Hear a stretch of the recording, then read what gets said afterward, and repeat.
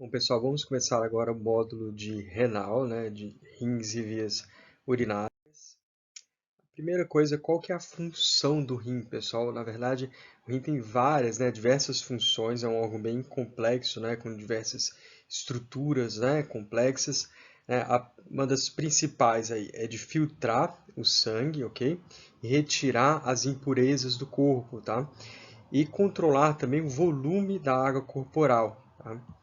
O rim produz hormônios também, regula a pressão arterial, tá? Participa aqui na formação e na manutenção dos ossos e estimula aqui a produção dos glóbulos vermelhos, ok, pessoal? A função do rim, na verdade, então, ele tem duas funções principais. Uma, na verdade, é de filtração, tá? Que ocorre ali nos glomérulos, nos capilares e glomerulares. Todo esse filtrado, na verdade, glomerular, vai para o sistema, para os túbulos, né? Túbulo proximal, alça de Henle e daí em diante, tá? E todo esse líquido, na verdade, né, ele é filtrado mais ou menos cerca de 190, 120 litros por dia. Tá? A gente tem um volume de plasma de cerca de 5 litros, ok? O que significa, na verdade, que esse nosso volume ele vai passar diversas vezes ali pelo glomérulo, ok? E o que significa também, se eu tenho 5 e eu filtro 120, por exemplo, eu não consigo, se eu só tenho 5, jogar 120 fora, ok? Então, uma das principais funções do rim, além da filtração ali, glomerular, é a reabsorção tubular. Depois, cada segmento do túbulo ali vai ser responsável, especializado ali em ajuste fino ali, seja do hidrogênio, potássio, cada segmento ali vai reabsorver alguma coisa específica, ok? As funções endócrinas, pessoal. Nós temos, na verdade, aqui no rim, ele produz, na verdade, a vitamina D. Na verdade, ele converte a vitamina D na forma ativa da vitamina D. O que ela passa? Pela pele, depois fígado, e aqui ele converte na forma ativa, que é o calcitriol, ok? O calcitriol, ele controla principalmente aqui o cálcio no nosso organismo e a absorção intestinal do cálcio, tá? Então, sem calcitriol, sem rim, tá? O paciente que tem uma disfunção renal, ele vai tender à hipocalcemia, tá? O que geralmente não ocorre, geralmente o cálcio não fica baixo, justamente porque o calcitriol também, ele faz o que também? Um feedback negativo aqui na paratireoide, ok?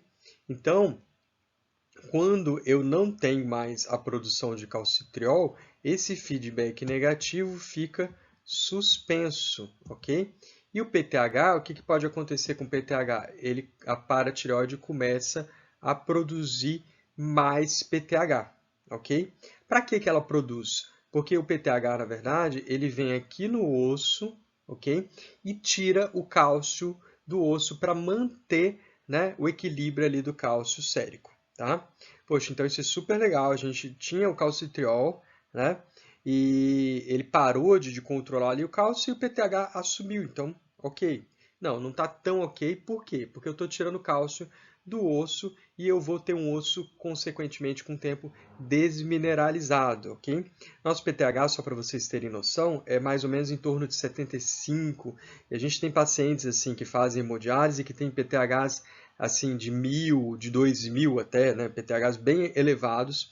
E eu já tive pacientes que tiveram assim fratura até de fêmur mesmo, só de subir um degrau ali na escada e fraturou o fêmur, ok? Então, na verdade, fica um osso realmente muito frágil, muito descalcificado, né? Que é a osteodistrofia renal, tá? E os pacientes eles podem evoluir também com anemia. Por quê? Porque os pacientes têm deficiência de eritropoetina, que na verdade é produzida ali no túbulo proximal, e a eritropoetina ela vai na medula óssea e vai fazer o estímulo à produção dos glóbulos vermelhos. Então, o paciente com doença renal crônica também ele vai ter uma anemia crônica devido à deficiência relativa ali de eritropoetina, ok? E o que é uma síndrome urêmica, pessoal? Síndrome urêmica, na verdade, a gente fala de uremia quando nós temos acúmulo ali das toxinas urêmicas que não estão sendo filtradas pelo rim, por isso a gente chama de síndrome urêmica, tá? E o que é importante? Qual que é o sintoma né, de que o meu rim está precisando de ajuda, de que o meu rim não está funcionando, é um sintoma relacionado diretamente com o rim? Não. Na verdade, o que acontece? Você para de filtrar, começa a acumular substâncias tóxicas no nosso organismo, tá? E as manifestações se localizam em outros órgãos que não o rim, ok? Quando eu tenho, na verdade, um problema renal, eu, por exemplo, começo a acumular, tem uma retenção hidrossalina, isso vai me levar à hipertensão, por exemplo, tá? Tem muitos pacientes renais que às vezes nem urinam, né? Eles são anúricos, então vai ter uma retenção importante. Esse excesso de volume também pode levar ao edema agudo de pulmão, ok? Esse pulmão, vocês estão vendo que ele está todo como se fosse algodonoso, né? Esses são infiltrados ali alveolares, né? Esse paciente, ele está com raio-x ali sugestivo de um edema agudo de pulmão, é líquido, ok? Os pacientes também, eles podem apresentar distúrbios de hemostasia e com sangramento mais fácil, né? Porque o paciente renal crônico que está urêmico, ele tem, na verdade, distúrbios plaquetários. Consequentemente, ele fica mais predisposto ao sangramento, ok? Encefalopatia e vários outros distúrbios neurológicos. Então, principalmente antigamente, né, que a hemodiálise era feita, né, de uma forma, vamos colocar, um pouco mais precária do que hoje, né? Porque as máquinas de hemodiálise, elas são computadores, né? São máquinas, né? E se nós formos pensar em como que eram as máquinas há 30 anos atrás, há 40 anos atrás, elas eram bem diferentes, tá? Então, as máquinas a gente chama que eram máquinas de tanque, então o paciente, às vezes, a gente tem relatos, eu tenho relatos até de pacientes meus que passaram por essa fase, eles falavam que há anos atrás eles entravam logo quando começaram a hemodiálise e não sabiam realmente se iam sair vivos ou não, porque realmente era mais precário. Com isso, os pacientes continuavam ainda com essas toxinas, não era completamente limpo, ok? E aí eles tinham distúrbios principalmente também neurológicos, ficavam mais urêmicos, sonolentos, podia ter também hiperreflexia, coma, crise convulsiva, vários distúrbios neurológicos, ok? Distúrbios hidroeletrolíticos, né? Eu perco ali a oportunidade ali de controlar os meus distúrbios ácido-básicos, né? Então o meu sangue tende a ficar um sangue com uma acidose metabólica, ok? E além disso também, o potássio, na verdade, né, ele deixa de ser eliminado pelo rim. Potássio faz super bem para a gente, faz muito bem para a saúde quando tem um rim funcionante. O potássio está presente principalmente nas frutas, verduras, né? Todo mundo lembra da banana, mas água de coco, abacate, tem várias outras frutas, né, e verduras, são todas ricas em potássio. Algumas um pouco mais, outras, né, com uma quantidade um pouco menor, mas de modo geral todas elas são. Isso é muito bom para quem tem a função renal normal, né? Todo mundo sabe que fruta, verdura, faz super bem para quem é hipertenso, por exemplo, controle da pressão arterial, para manter nosso organismo saudável.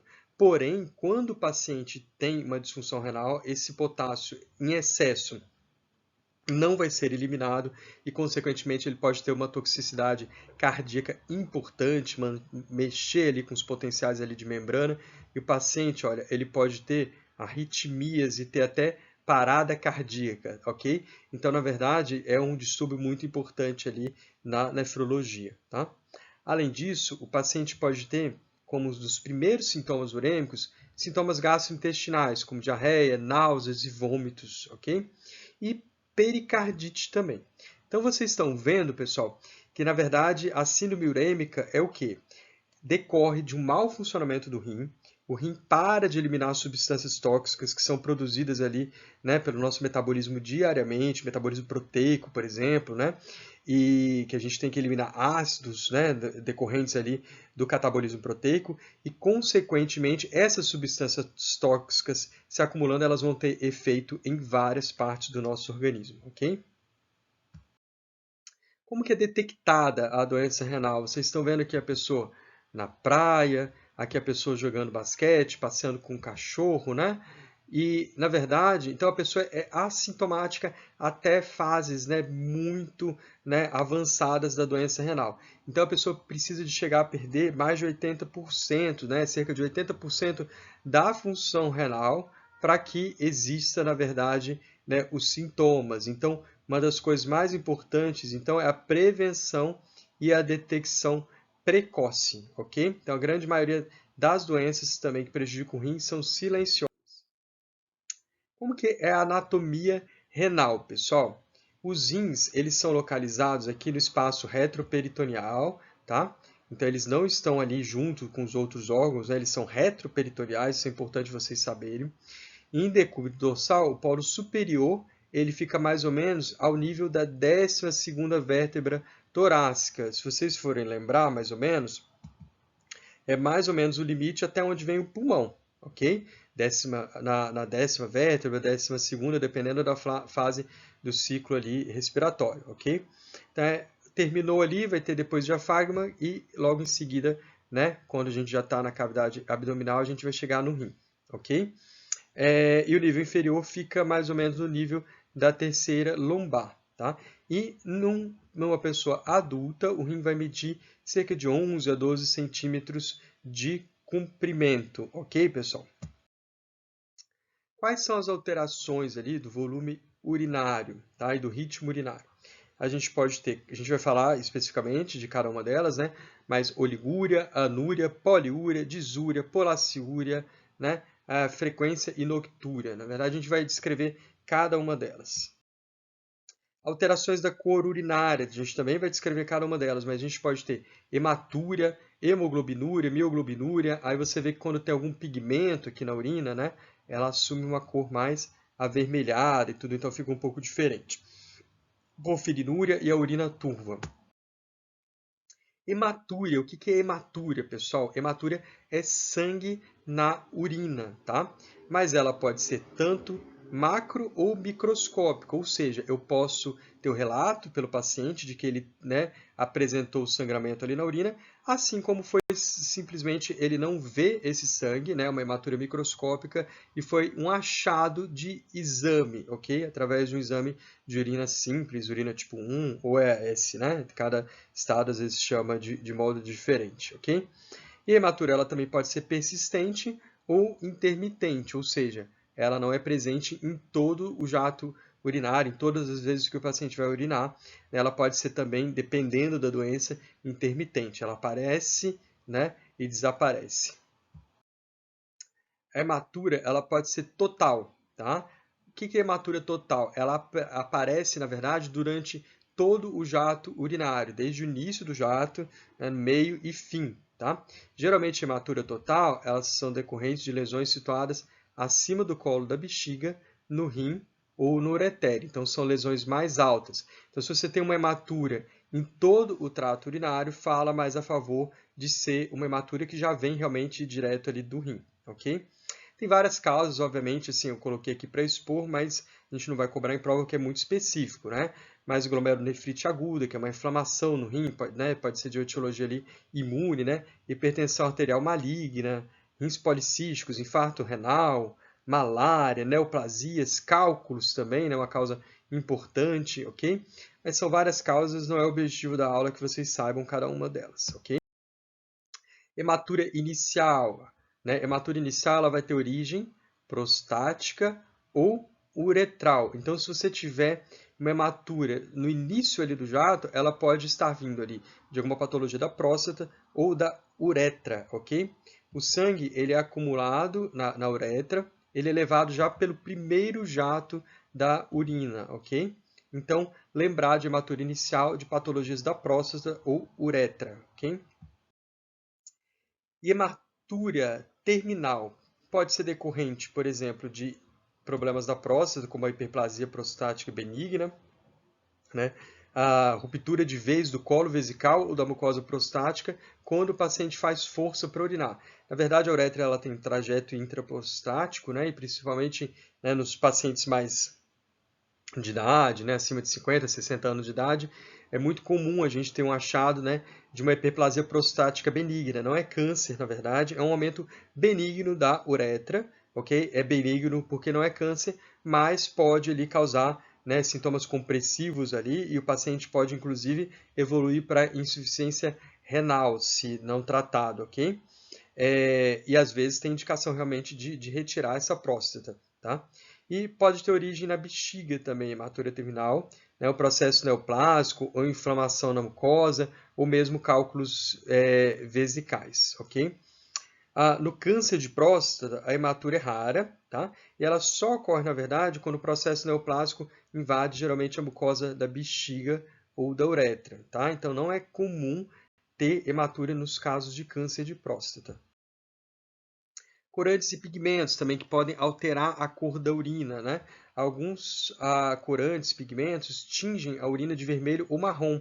E alguns medicamentos como a rifampicina, né? Ou pirídeo, né? A fenazopiridina, né? Que ela é muito utilizada ali para sintomas urinários mesmo, né? Às vezes o paciente tem alguma ardência, né? Uma disúria ali, a gente pode usar o pirídeo. Ele geralmente altera a cor da urina e imprime uma cor ali alaranjada na urina, ok?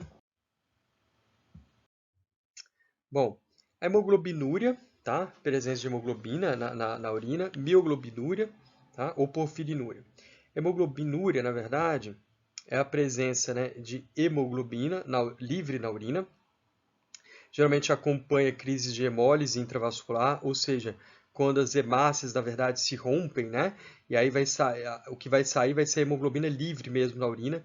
Pode ocorrer ali na malária, na leptospirose, transfusão de sangue incompatível, né? Que aí vai acontecer uma reação ali, a icterícia hemolítica, ou a mioglobinúria, tá? A mioglobinúria é destruição muscular, tá? Por traumatismos, queimaduras, exercícios físicos intensos, crises convulsivas, tá? A gente pode até acontecer, na verdade, um quadro de rabdomiólise, né? Quando você tem uma lesão muscular intensa, e pode ser realmente, às vezes, até no exercício físico muito intenso mesmo, você libera grandes quantidades de mioglobina, tá?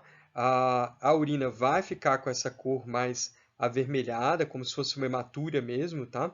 Então entra aí também no diagnóstico ali diferencial, tá? E esse paciente ele pode ter até depósito depois desses pigmentos de mioglobina nos túbulos renais, né?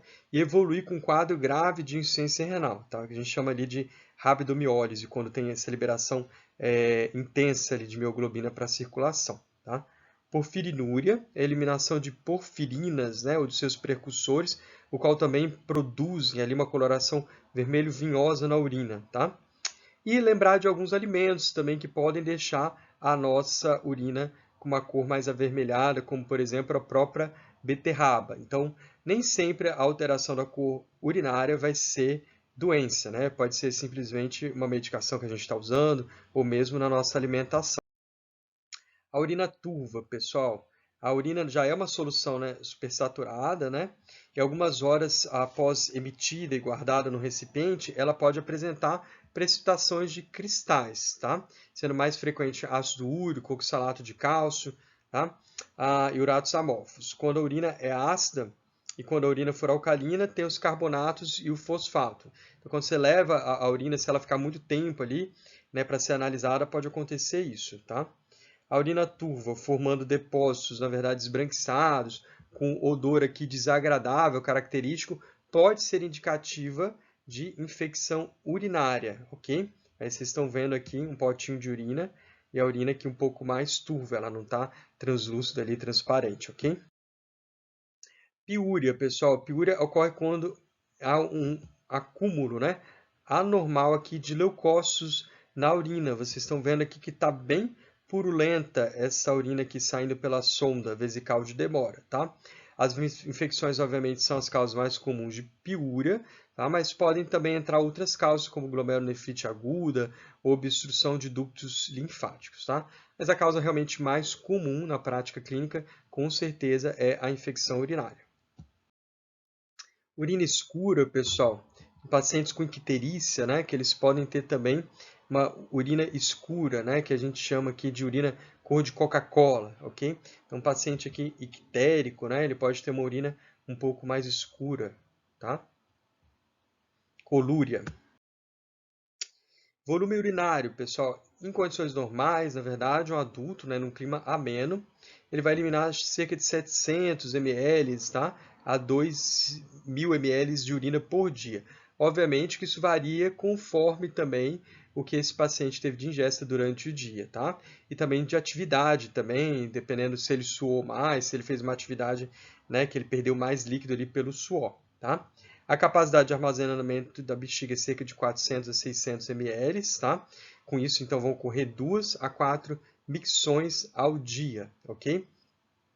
E após uma micção normal, permanece na bexiga uma pequena quantidade de urina, cerca de 3 a 4 ml, chamado de urina residual. Tá? Quando o paciente tem algum problema na bexiga, que ele fica com uma diurese, né, ali acumulada, que ele retém alguma coisa a mais, né, que ele tem uma dificuldade ali de esvaziar completamente essa bexiga, ele fica mais predisposto a infecções urinárias de repetição, ok? Urina parada ali na bexiga é, né, um sinal ali, na verdade, né, de que o paciente pode fazer ali um quadro infeccioso depois, ok? Alterações do volume urinário, a gente tem aqui, a gente chama de oligúria, pessoal, quando você tem uma diurese inferior a 400 ml por dia, tá? A anúria, diurese inferior a 100 ml por dia, tá? Então, quando eu estou anúrico, né, sem urina, né, não significa que está completamente, né, zerado. Pode ser abaixo de 100, a gente já considera como anúrico esse paciente. E poliúria, tá? Um volume urinário acima de 2 litros e 500 ao dia, ok? Obviamente que não necessariamente significa doença, também a poliúria, né? Isso pode também estar relacionado à ingestão, né, de líquidos, ok? Os mecanismos de poliúria, pessoal. Poliúria, na verdade, pode ser decorrente de uma diurese osmótica, como, por exemplo, né, decorrente da excreção de um volume aumentado de solutos, determinando, né, maior excreção de água também, como ocorre, por exemplo, no diabetes mellitus descompensado, tá? A incapacidade de concentração urinária, como ocorre em algumas doenças como diabetes insípidos, a hipopotassemia, né, ou hipocalemia, tá? Vocês vão ver que tem um receptor lá nos túbulos distais, né, de vasopressina ou antidiurético, na verdade, né, que tem um hormônio que a gente chama, né, de antidiurético, tá? E ele, na verdade, ele tem a função ali de ajudar na concentração urinária, tá? Se você tiver algum problema nesse hormônio antidiurético, ou seja, né, uma falta dele ou uma resistência à ação do antidiurético ali nos túbulos distais, consequentemente, eu vou ter uma poliúria, eu vou ter uma diurese bem aumentada. Isso pode ser decorrente aqui do diabetes insípidos, que é uma doença que vocês vão aprender mais na frente na clínica, tá? Na insuficiência renal crônica também, quando ocorre aqui comprometimento da função renal, né, ainda moderado, também pode ocorrer poliúria, né, seja por diurese osmótica, em razão do soluto, né, da ureia, que é um soluto, tá? Ou da incapacidade de concentração urinária.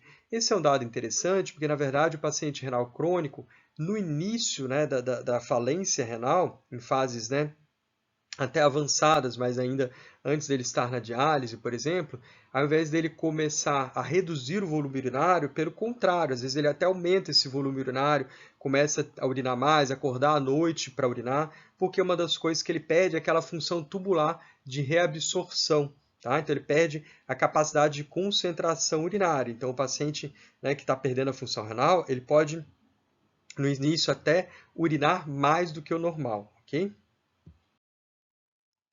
Alterações miccionais, como é que a gente denomina, né? A gente tem aqui hesitação, que a gente também vai comentar cada uma, urgência, né, que é uma necessidade imperiosa de urinar, o paciente não consegue, né, segurar.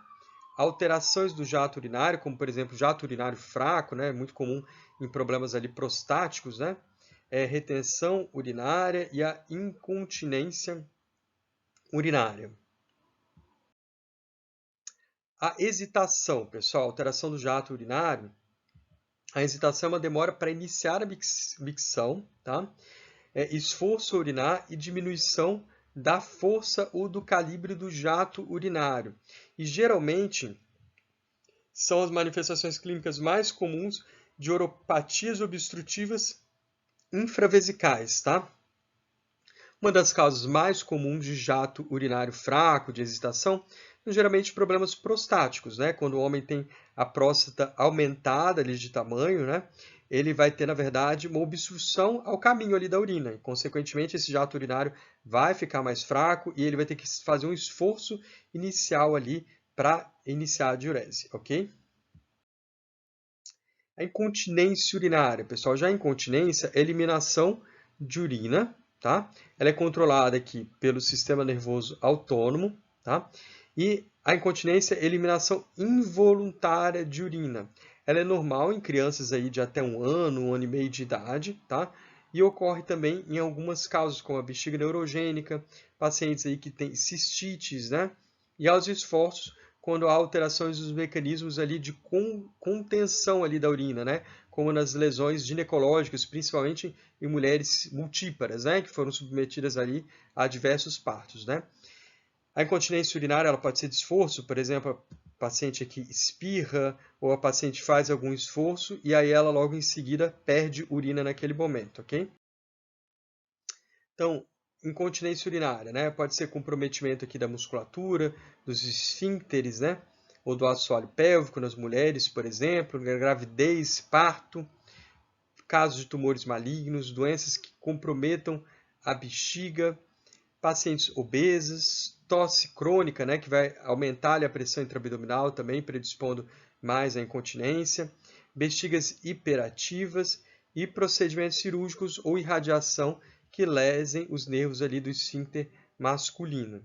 Então, os tipos de incontinência, na verdade, a gente tem aqui a incontinência de esforço, né, que é quando pode acontecer principalmente em mulheres aí por relaxamento excessivo, né, do assoalho pélvico, tá? E acontece quando a pessoa faz um esforço, quando ela ri, quando ela tosse, ou quando faz algum tipo de exercício e ela perde aí, né, involuntariamente a urina, ok? A incontinência urinária de urgência é aquela que está relacionada à urgência a urinar, tá? Com incontinência urinária. Então, a pessoa não aguenta, né? Ela tem que correr ali para o banheiro e ela não se segura, né? Ela acaba urinando, às vezes, antes de chegar, tá? Pode acontecer, por exemplo, por hiperatividade ali da musculatura ali do detrusor, né? Uma complacência baixa ali da bexiga, tá? E você pode ter, por exemplo, incontinência mista também, quando associa os dois tipos, os dois mecanismos acima, ok? A paradoxal, na verdade, ocorre, na verdade, uma eliminação de urina causada pela retenção urinária crônica. O que acontece, na verdade? O paciente ele perde a urina porque ele retém tanto, né, que aquela urina acaba extravasando. Por isso que, na verdade, é uma incontinência paradoxal. O paciente retém a urina, aquela bexiga fica bem cheia e aí ele acaba tendo extravasamento dessa urina, ok? Aqui, na verdade, disúria, urgência e polaciúria, pessoal. A disúria, na verdade, é uma micção aqui associada à dor, tá? Queimação ou desconforto, tá? É muito comum nas cistites, nas infecções urinárias, tá? Prostatite também pode ocorrer em homens, na uretrite também, né? Pode ser relacionada à uretrite, né? Às vezes até a doenças sexualmente transmissíveis, por exemplo, a irritantes uretrais, reações alérgicas. A urgência, né, ela vai corresponder aqui à necessidade súbita e imperiosa de urinar, né? O paciente ali não consegue segurar, ele sente uma vontade ali urgente de urinar. E a polaciúria é quando o paciente, na verdade, sente a necessidade de urinar repetidas vezes, com intervalo aqui inferior a 2 horas, sem que haja concomitante aumento do volume urinário, tá? Então, traduz irritação vesical. Então, a polaciúria é diferente da poliúria. A poliúria, eu tenho uma diurese abundante, né, em grande quantidade. A polaciúria, não necessariamente ela está aumentada, né, em termos de volume. Mas você fica com vontade de urinar toda hora. Fica ali como se fosse um sintoma ali de irritação mesmo, tá? E às vezes você vai e sai até pouco, então não necessariamente você tem poliúria, ok? Decorre de várias causas, né, como por exemplo infecção, cálculo, obstrução, ou mesmo algumas condições psicológicas e fisiológicas, ok? A noctúria, pessoal, é quando o paciente acorda à noite para urinar, com vontade de urinar, tá? A gente tem um ritmo circadiano aqui, né, da diurese, que ele se altera, tá? e ocorrendo vontade de urinar à noite. Pode refletir a perda da capacidade de concentrar a urina, como ocorre, por exemplo, na insuficiência renal crônica. Então, muitas vezes, né, a gente acha que o doente renal crônico ele começa a reduzir a diurese, né, quando ele vai perdendo a função renal. Em alguns casos, pelo contrário, na verdade. Lembra que o glomérulo, quando vocês aprenderem aí na fisiologia, ele tem a função de filtração, e a gente filtra aí assim mais de 100 litros aí por dia, né? E esse filtrado glomerular ele tem que ser reabsorvido pelo túbulo.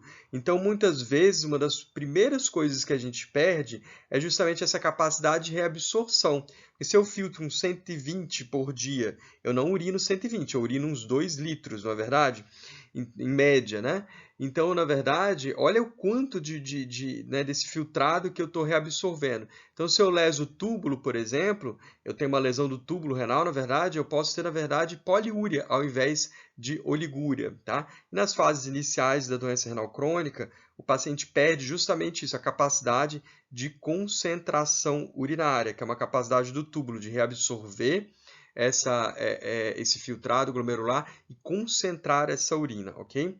Pode ocorrer também em outras causas, como na insuficiência cardíaca, insuficiência hepática, né? Onde o líquido vai sendo retido durante o dia e à noite ele retorna à circulação. Pode ocorrer também dependendo, né, do seu hábito. Se você bebe bastante água antes de dormir, né, pode acontecer de você acordar à noite para urinar também, tá? Então pode ser realmente relacionado a um hábito mesmo. Retenção urinária, pessoal, é a incapacidade, né, de esvaziar a bexiga. Ela pode ser aguda ou crônica, tá? Na retenção aguda, o paciente sente a bexiga bem dolorosa, tensa, né? Então, e ele forma aqui o bexigoma, tá? Você tem aqui, né, um globo vesical palpável, né? Que é mais correto chamar. A gente acaba na prática, no dia a dia, falando bexigoma, mas o termo correto seria globo vesical palpável, que você consegue palpar, né, a bexiga ali na região ali suprapúbica, ok? E tem pacientes, por exemplo, homens mais velhos com problemas na próstata, um aumento da próstata, uma hiperplasia prostática benigna, por exemplo, né? Ele pode simplesmente parar de urinar, tá? E o tratamento, na verdade, vai ser, né, o primeiro tratamento, né? Depois existem cirurgias, existem outros tratamentos, mas o primeiro tratamento seria aliviar esse paciente passando uma sonda vesical, tá? E eu já tive casos de pacientes aí de 80 anos que chegaram ao pronto-socorro do hospital com anúria, né? E com dor ali abdominal, né? Tinha um globo vesical palpável, só de passar a sonda já saiu 1 litro ali, 1000 ml de diurese e já aliviou o paciente, ok? Então isso daí entra ali, né, no diagnóstico diferencial da insuficiência renal, tá? Na retenção crônica, geralmente o paciente tem uma dilatação gradual, tá? E pode não ocorrer dor, tá? O paciente pode queixar-se também de polaciúria, de hesitação, né? Gotejamento, e ele não tem essa noção da distensão vesical. A retenção urinária. Então, a bexiga distendida ela vai se tornar palpável na região suprapúbica, como a gente falou, tá? Aqui no globo vesical, tá? A retenção completa aguda geralmente é bem dolorosa, tá? Esses pacientes sentem bastante dor. E no exame físico, né, você vai encontrar uma massa suprapúbica arredondada, tensa e que pode originar ali um som maciço à percussão, tá? Contrastando com o som timpânico ali que vocês já conhecem ali do restante da região abdominal, tá? A passagem, então, no catéter, né, vesical ali de demora alivia, né, imediatamente, tá? E na anúria, a bexiga está vazia e o cateterismo realmente comprova a inexistência de urina. Então, por exemplo, se for só uma obstrução e ele tem urina, o rim está funcionante, ele está produzindo urina, se for só uma obstrução, eu vou passar a sonda e vai melhorar e vai sair urina na sonda, vai ter diurese na sonda, tá? Se for uma outra causa, né, ele teve uma outra doença renal e que realmente ele parou, o rim parou de produzir ali a urina, tá? Então, na hora que eu passar a sonda, não vai sair nada. Então, na verdade, serve também para a gente fazer um diagnóstico diferencial. Obviamente, também depois faz parte ali da avaliação ali da semiologia, o toque retal também, para avaliar essa próstata, né, e ver se ela está aumentada de tamanho, ok? E uma coisa que é interessante também, a gente pede, né, o exame de imagem, um ultrassom, por exemplo, ou no caso do exame aqui que a gente está mostrando, é uma tomografia. E a gente vai ver uma coisa que a gente chama de hidronefrose. Vocês vão ver que o rim normal, né, ele tem aqui o ureter, está saindo aqui, ó, está trazendo a urina aqui para a bexiga, tá? E vocês estão vendo que ele está fininho aqui, não é? E olha só como que esse ureter aqui do lado está bem dilatado, tá vendo? E a gente vai ver isso daqui na tomografia também. Eu praticamente não vejo, né? O ureter ele é bem fininho, tá? E eu vou delimitar ele aqui para vocês verem. Olha como que ele está dilatado aqui, tá vendo? Tá? Eu, na verdade, veria um filete, tá? Isso daqui não tem nada a ver com ureter, tá, pessoal? Só estou mostrando, mas ele seria fininho, igual isso daqui, ó, tá? Então, na verdade, só para vocês verem como que está dilatado desse lado também, olha. E se vocês forem perceber, né, ele tem uma diferença aí, né? Aqui é um cinza um pouco mais escuro, tá? Ele é ureter. E aqui, na verdade, é o parênquima renal, ok? Aqui também outra imagem aqui mostrando, né, o rim aqui com o ureter aqui mais dilatado. Então, na verdade, nas causas, né, de obstrutivas ali, eu posso ter hidronefrose. Esse paciente, como ele tem uma dilatação do ureter bilateral, provavelmente ele tem alguma causa, como por exemplo, né, na próstata ali, né, que está obstruindo os dois rins e tem uma hidronefrose bilateral. Porque se fosse, por exemplo, um cálculo renal, né, poderia ser só de um lado e o outro rim estar completamente normal. Ok, pessoal? Causas de retenção urinária crônica, pessoal. É importante a gente saber ali na anamnese, tudo, né, a idade do paciente, né, porque cada idade vai ter uma causa específica. Eu não vou cobrar, obviamente, né, patologias de vocês nesse caso, tá? Porque acho que é bem específico, mas eu queria que vocês chamassem atenção para algumas coisas aqui. Nas crianças, a gente tem muitas causas de obstrução, até mesmo por causas, né, de, às vezes, uma malformação, né, como uma válvula de uretra posterior, ou aquela criança que nasceu ali, que tem uma fimose cerrada, no caso dos meninos, por exemplo, tá?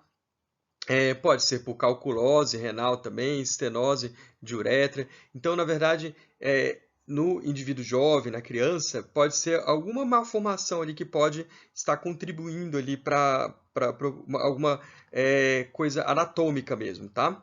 Adolescentes e adultos jovens, né? Pode ter aqui uma prostatite, por exemplo, né? Traumatismos uretrais, tá? Mas eu não vou pedir para vocês focarem em cada causa, não. Eu vou pedir nos idosos só para vocês darem uma atenção específica aqui, né, para uma coisa só. Se eu fosse cobrar na prova, eu cobraria isso daqui. Sempre se atentar, um paciente do sexo masculino, tá, que tem uma insuficiência renal aguda, né, obstrutiva e tudo, sempre pensar em próstata, ok, pessoal? Alterações da urina, pessoal. A gente tem que ficar atento ao cheiro da urina também, né? O cheiro é decorrente, né, da urina decorrente da liberação de amônia, tá? Um simples aumento, né, na concentração da urina já pode determinar um odor mais desagradável. Então, quando você passa o dia inteiro sem beber água, sua urina está mais concentrada, tá? Então, aquilo ali já vai aumentar, né, vai exacerbar um pouco esse odor da urina, que já é característico, tá? Tem medicamentos que também podem alterar, mas a fetidez também pode, principalmente, a gente ficar atento aqui a processos infecciosos, ok, pessoal? Urina com espuma, pessoal. Olha como que está espumando aqui essa urina, tá?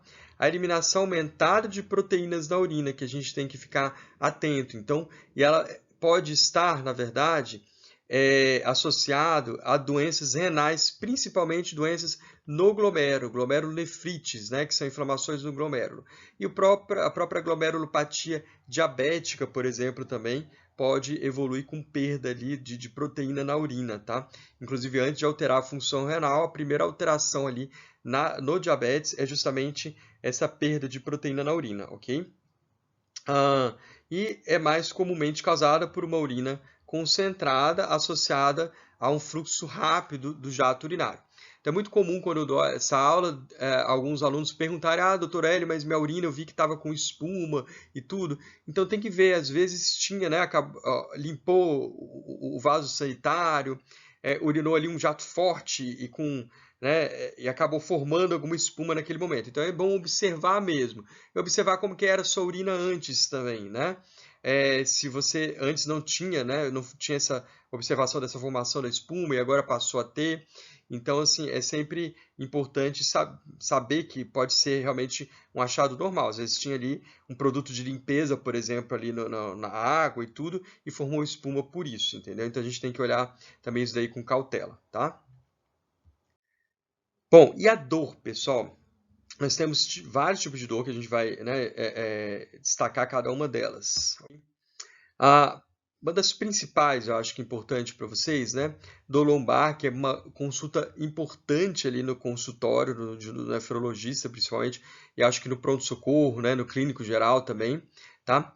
Então, lembrar que o parênquima renal, ele é insensível. Então, o meu rim, exatamente o rim, não dói.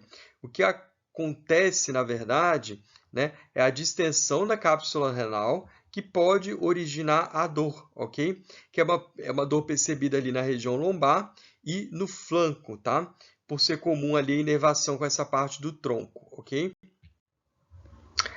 E a dor é descrita como uma sensação profunda, pesada e pode ser de intensidade variável, né? Que piora com a posição ereta e se agrava ao final do dia. Geralmente não se associa com náuseas e vômitos, ok? A cólica renal, ou nefrética, né? É uma dor decorrente aqui de obstrução do trato urinário alto, ok, pessoal? Ela tem uma súbita dilatação da pelve ou do ureter e se acompanha com contração da musculatura lisa e dessas estruturas, ok? Então, na verdade, a gente falou que praticamente, né, o rim ele é insensível à dor, ele pode doer principalmente em processos inflamatórios, quando distende ali a cápsula dele, né? Então não é o parênquima renal diretamente que dói. Mas existe uma causa muito importante. Por exemplo, um cálculo renal, quando ele está paradinho ali no rim, ele não vai causar dor. Ele causa dor justamente quando ele tenta sair, que aí ele vai promover ali uma contração ali da musculatura lisa, né? E aí ele vai causando uma dor em todo o trajeto até ele ser expelido. Então, na verdade, é uma dor que começa aqui na região aqui lombar, a região mais ou menos onde a gente tem a região renal, ok?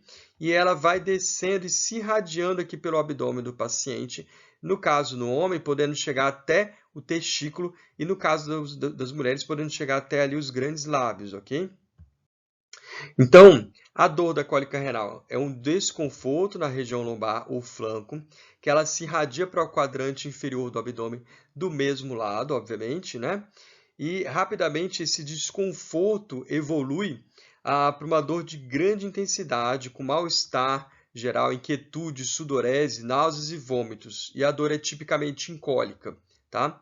Então, a dor é uma dor muito forte, o paciente fica inquieto, uma das piores dores da medicina. Não é aquela dor que você vai ver o paciente ali quieto, sentadinho, esperando a consulta ali no pronto-socorro. Ele, às vezes, ele não consegue, ele se levanta, ele não consegue encontrar uma posição que proporcione alívio para ele, tá? E ela pode se irradiar, então, para fossa ilíaca, região inguinal, alcançando aí o testículo e o pênis no homem e o grande lábio vaginal na mulher. Sinal de Jordano, pessoal, acho que é um dos principais aí né, do exame físico renal. O exame físico renal, ele não tem tantas peculiaridades como tem, né, o exame físico do tórax, né, o cardiovascular, né, ele é um pouco mais pobre, né? O Jordano, então, ele é uma punho-percussão do ângulo costo-vertebral, que ele é formado ali pela borda inferior da 12ª costela, e as apófises transversas ali das vértebras lombares, tá? O aparecimento de dor à compressão ou a punho-percussão sugere, por exemplo, uma infecção renal, uma pielonefrite, tá? Pode ser também de origem músculo-esquelética. Geralmente, quando eu faço a punho-percussão, eu também vou fazendo não só no local onde ele tem dor, mas eu começo numa região onde ele não tem dor, né, do outro lado, e depois eu vou até chegar na região onde ele refere a dor, ok?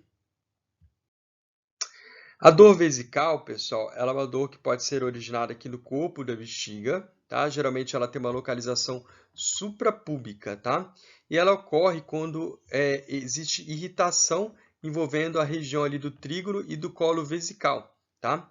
Ela pode se irradiar para a uretra, para o meato externo ali, e podendo até ser relatada como uma sensação de queimor, ok? A estrangúria ou teneso vesical, né, quando tem uma inflamação vesical intensa, que pode provocar emissão lenta e dolorosa de urina, ok? É como se a urina estivesse ali realmente estrangulada, né? Ela sai lenta, né, e com uma forte dor ali, tá? E decorre ali do espasmo ali da musculatura e do trígono do colo vesical. Dor perineal pode ser causada também ali na região do períneo, né? Pode ser causada por infecção aguda da próstata, por exemplo. E ela pode ser referida aqui no sacro ou no reto e também causar a estrangúria, aquela eliminação lenta e dolorosa da urina. E o edema, pessoal? A gente vê aqui um edema aqui formando a fóvea, né? Um edema com cacifo, tá? Paciente aqui com edema periorbitário também importante, né? As causas, pessoal, pode ser, né, dentro da nefrologia. Obviamente, a gente tem causas, né, não nefrológicas de edema, como a própria insuficiência cardíaca, cirrose hepática, então tem outras causas de edema. Mas dentro da nefrologia a gente tem as doenças glomerulares, né, as glomerulonefrites, a síndrome nefrítica, a síndrome nefrótica e a insuficiência renal aguda ou crônica, ok?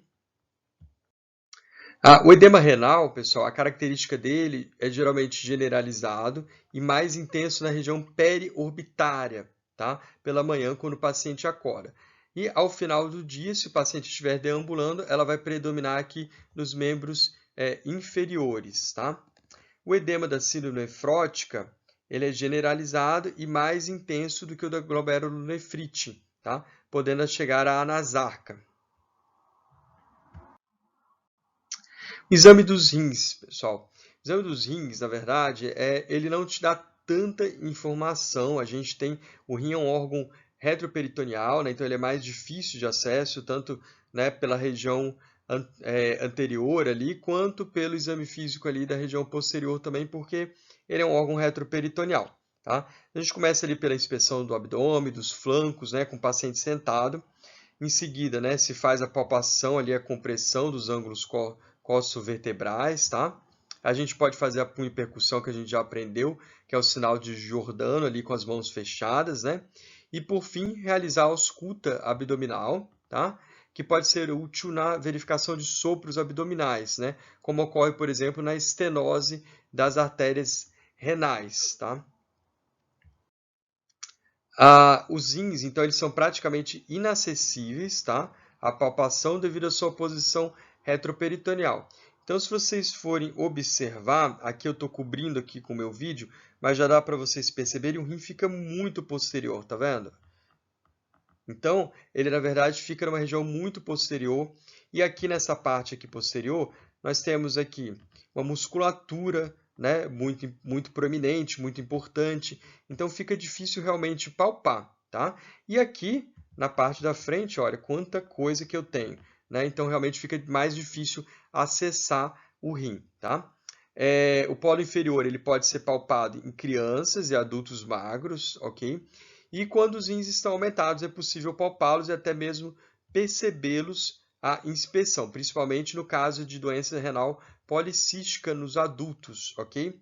Mas aí, pessoal, né, na minha prática diária, né, talvez na pediatria, pode ser que eles, né, porque as crianças, né, são mais magras, a musculatura, né, menos proeminente, pode ser até que se consiga palpar com mais facilidade, mas na minha prática no dia a dia não é uma rotina, né? A palpação renal.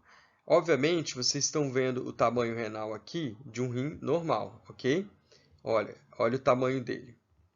E olha aqui um paciente que tem uma doença, que é uma doença genética, né? Hereditária, que é a doença renal policística.